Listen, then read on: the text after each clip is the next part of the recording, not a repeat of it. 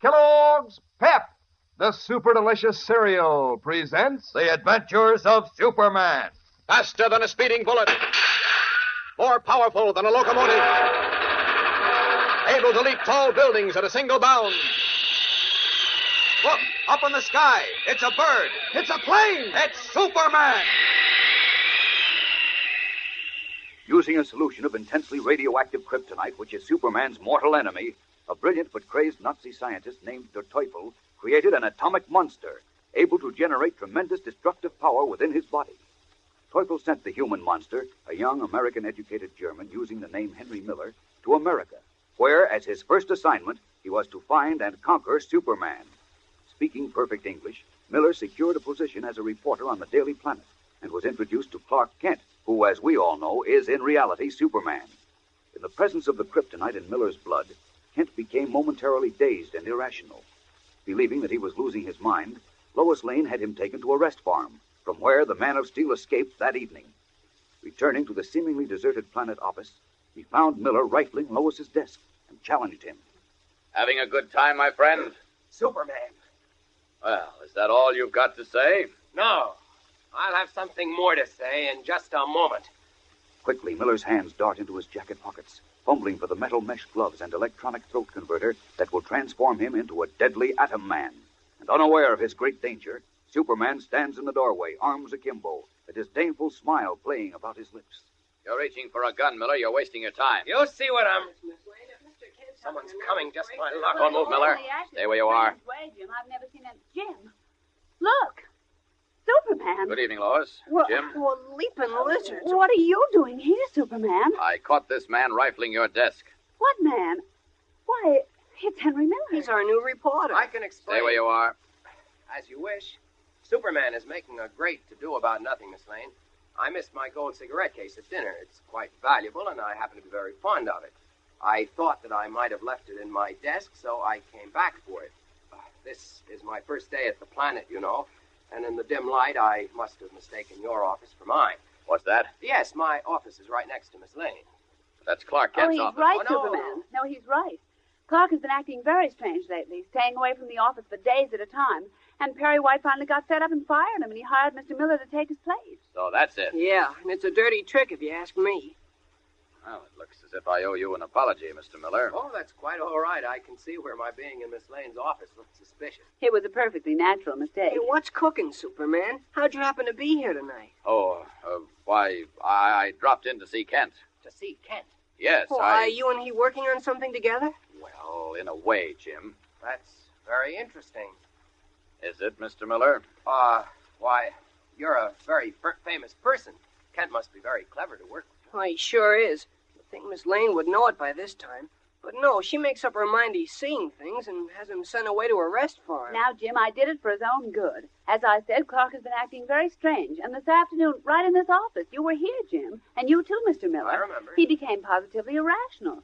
He seemed dazed, and he said a lot of things that just didn't make any sense at all. Well, so what? He probably had something on his mind. Of course. Kent's as sane as I am, Miss Lane.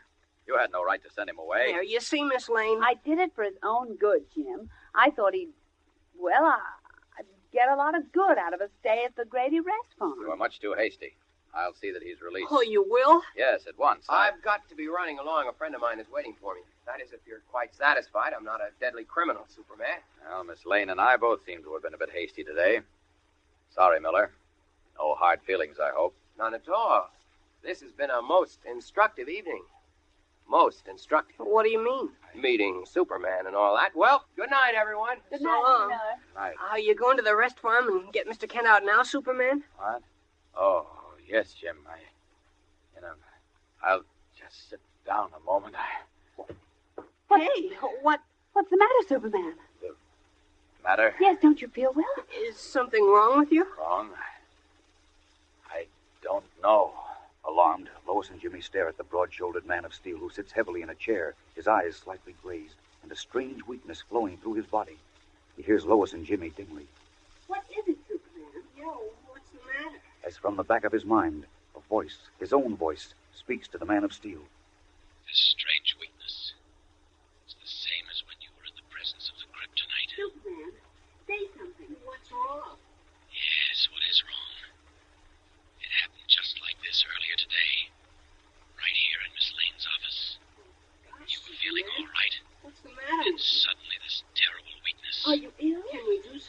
No, thanks. I'll be all right. Can't understand. There's no kryptonite around here. Get into that water, Jim. Okay. Gosh, I can't understand it. I can't understand it. Neither can you. What's happening? Are there other things? Things beside kryptonite that can weaken you? Would you like me to call a doctor?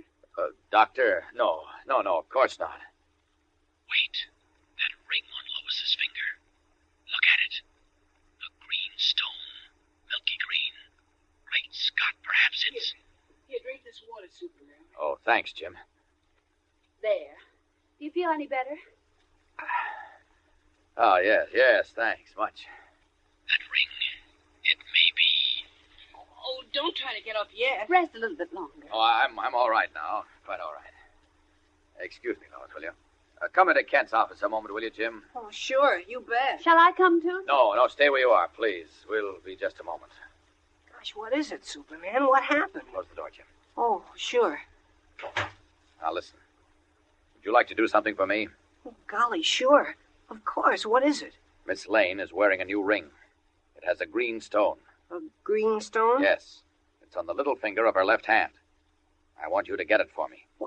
You want me to get Miss Lane's ring? That's right. Why? What for? Never mind. I'm asking this as a personal favor. Will you do it? Well, sure. Then take it to Dr. John Millison. His laboratory is in the science building at Metropolis University. Oh, I know where it is. I took something there from Mr. Kent a few days ago. But why? Never mind the questions. Just get the ring and rush it to Dr. Millison.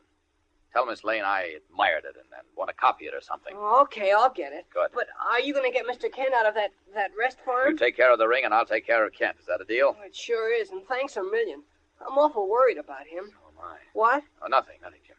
Just get Miss Lane's ring to Dr. Millison as fast as you can. So long now. Oh, wait, the door isn't that way. This window will do. So long, Jim. Up, and away!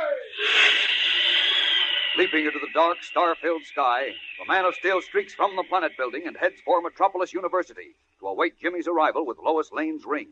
Is it possible that someone has given Lois a ring with a stone made of kryptonite? We'll know in a moment, so keep listening. But right now, here's a word from your announcer. You know, the other day I heard of a family with 5 children, 3 boys and 2 girls. And they're all collecting the new comic buttons that come as prizes in packages of Kellogg's Pep. At first, they all used to dive in for the button whenever Mom opened a package of Pep, but that didn't work out very well, so now they take turns. Of course, since there are 5 of them, they eat a lot of that super delicious whole wheat flake cereal, so their turns come up pretty often. Then, if they happen to get duplicates, they exchange them with each other. And you know what? Each one of those kids has already collected 5 different buttons. And are they enthusiastic about the colorful, true-to-life pictures of their favorite funny sheet friends? Anybody would be. Why, Moon Mullen's eyes are popping, just like in the funny papers, and Herbie has his books under his arm, and Superman looks as if he's going to say any minute, up, and away. You know how he says it. Anyway, altogether there are 18 different buttons, you know, and they're easy to collect. You don't have to send in a single penny, not even a box top, and you can't buy them anywhere. You just ask Mom to get you some of that super delicious whole wheat flake cereal, Kellogg's Pep. Inside each package, there's an exciting prize, one of these new comic buttons or a military insignia or warplane button. That's P-E-P, Pep, made by Kellogg's of Battle Creek. Now, back to the adventures of Superman. In the laboratory of Dr. John Millison, Superman stands some 20 feet away from the white-haired scientist who is examining Lois Lane's ring under a microscope. Evidently satisfied, Millison leaves his stool and approaches the Man of Steel, who steps back hurriedly. Wait, Doctor. Don't come near me. It's all right, Superman. This ring didn't cause those weak spells. It didn't? You mean... The stone isn't kryptonite. It's a type of milky jade. Jade? Well, then why did I start to lose my strength twice today in Miss Lane's office? I felt exactly as I did when I was near the kryptonite. That's strange. I don't understand it. Not being able to understand it, I'm worried. If things like this keep happening... Don't lose your head, my boy. But, Doctor, nothing else in the world can affect me like that. Nothing but kryptonite.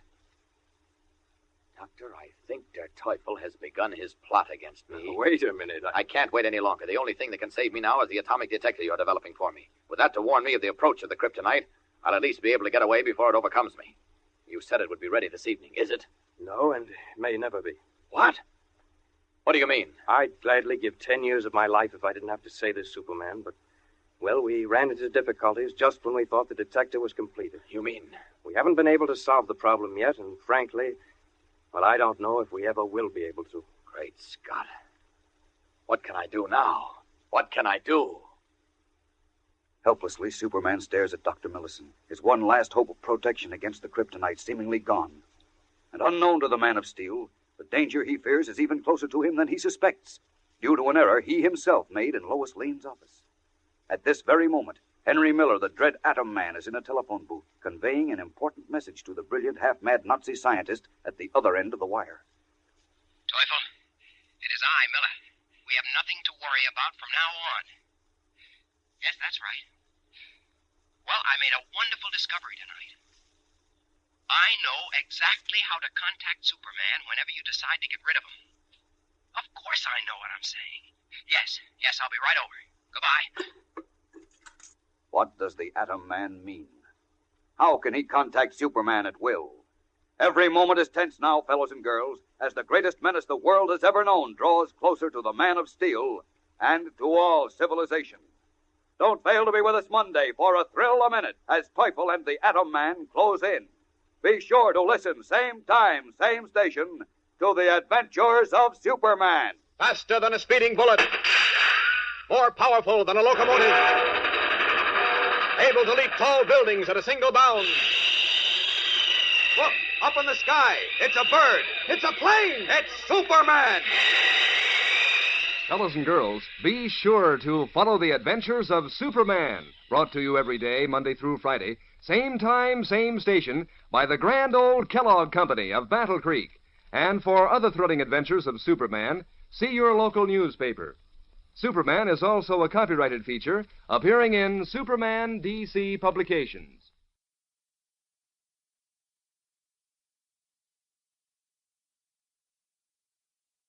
Welcome back. I have to admit, I like that part in Part 12 where the man from the rest home tried to take away the chief. That seemed to make some sense.